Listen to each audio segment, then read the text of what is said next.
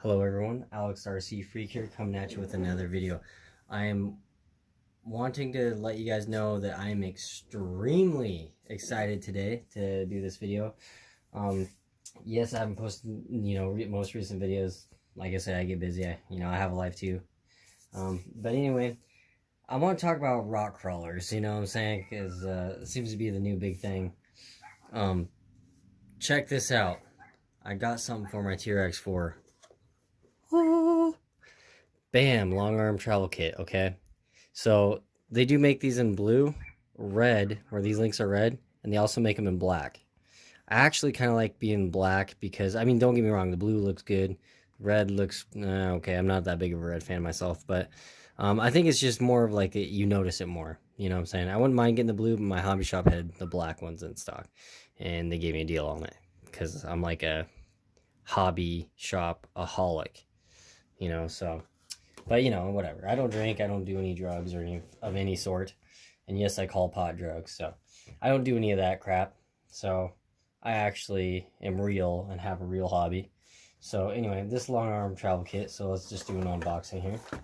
So basically what you get is extenders for your axles. Let me get some light. Oh, my light bulb died.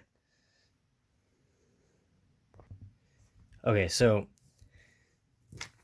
you get the extended, drive line, front and rear drive line pieces.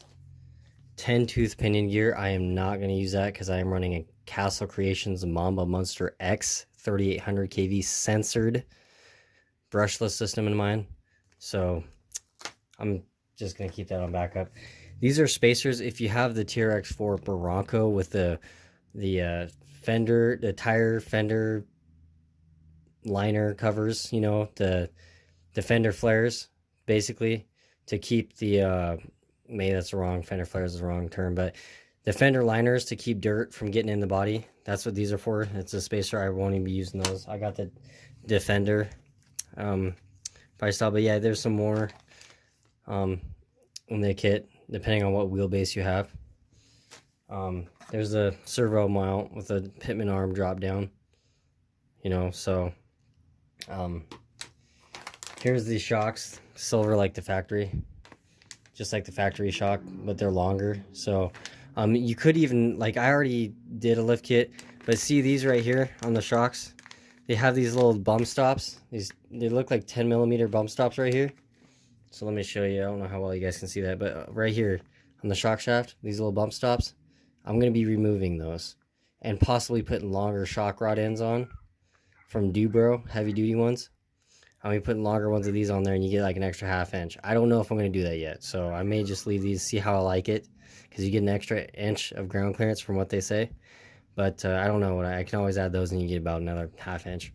So anyway, these are the shocks with the springs. They give you shock wheel. That was kind of nice. 30 weight shock wheel. Okay. You get the 3 front axle links. These are the front axle links right here. You get the rear axle links with rod ends. You will need these if you have the Defender body style, I guess you could say. You're going to need to put these on. So these are for the rear. And then these are your longer cables. Shifting cables, for the differentials.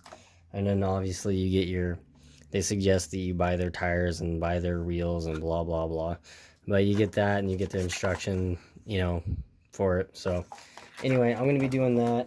I'm not 100% sure if I'm going to make a video of it because they're going to be probably a pretty long video, I'm guessing, to do this.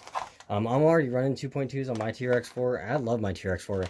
It's going to piss off some people for saying this, but let me just say this. In my opinion, like I say, some people don't like my opinions, but you know what? Whatever. Here's my Trx4. Bam. These are axle chrome, because I'm a big fan of chrome. It's cheap chrome, by the way, but the wheel design, I like the wheel design. I like how it's chrome. These are Hyrax 2.2 with 2-stage foams, if that makes sense. These are 2.2 tires. I really like these tires. They grip very well. I made my own lift kit, okay? From this bottom of this rocker, I lifted this rocker up. So this rocker is the same almost as this. This rocker is almost lined up. It's a little bit lower, like 3mm lower, the bottom of this, than this piece right here. but I lifted this rocker up a little bit, so it gives me a little bit more ground clearance, and I cut it off right here. I cut it off shorter, so that way it doesn't rub on the tires and stuff. But this is a 1/8 scale, 1972 Proline body.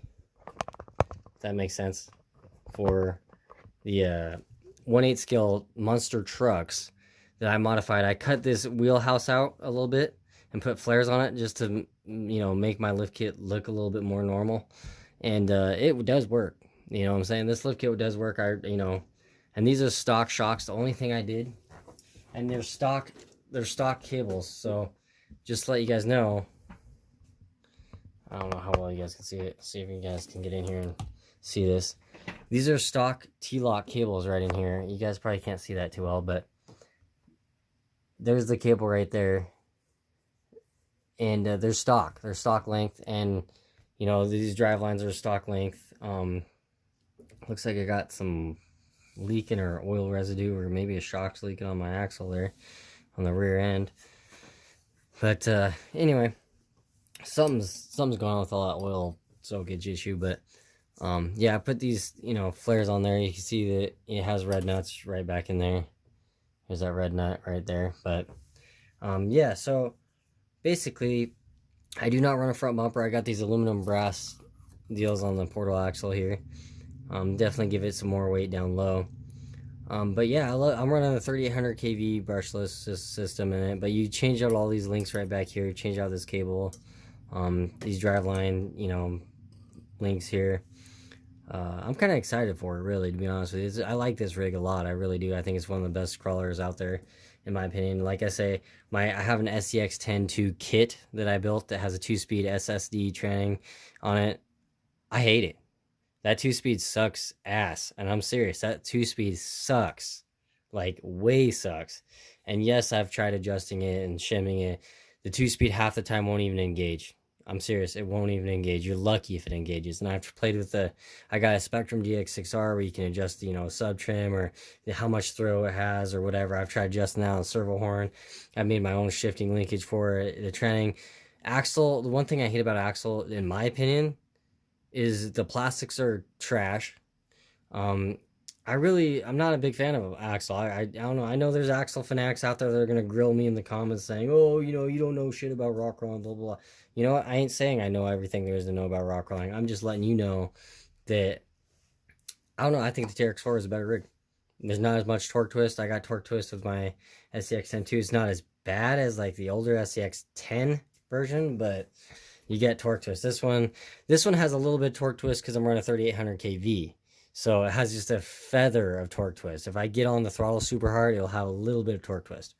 But that don't really bug me all that much. But my SCX-10 is like, when you take off, it does this. When you take off, I hate that. My Trx4, if it has any torque twist, so when I give it hard acceleration, it's like a little bit. It's like it literally just does that. And versus my SCX-10, it'll ride like this, literally. Like, it'll ride like that, going straight down the road, where its suspension's maxed out on one side. So, you know, I don't like that myself. But, anywho, I kind of made my own lift kit for this. And I'm going to show you what I did. If you notice, these shock rod ends are longer. They're Dubro racing ones. I know the tires are on it right now. I don't have my wrench with me to take it off. But I changed out these rod ends to longer ones to drop it down a little bit more. So, you know, it worked, you know, for the time being. So, to lift it up, and it gave me enough ground clearance to actually put 2.2 tires. I know it's hard to get this honker in the frame, but it worked to get these 2.2 tires and wheels on there. And, you know, I went more for looks. I'm not really a hardcore rock crawler guy. You know, I'm not looking to get like the best, most awesome articulation, but you know, I like the look of it. I like the 72 Chevy is the best body style Chevy truck that Chevy ever made, ever, in my opinion. But you know, so I really like this body, and yeah, it gives it that nice aggressive appearance. I may cut this down right here, right like that. I think I'm gonna cut this down like that just to make this a little shorter. But it doesn't rub on the tire, believe it or not. See, that's fully articulated. Like, let me just squish this down so you guys can see. It doesn't touch the tire at all. Like, it's not touching the tire.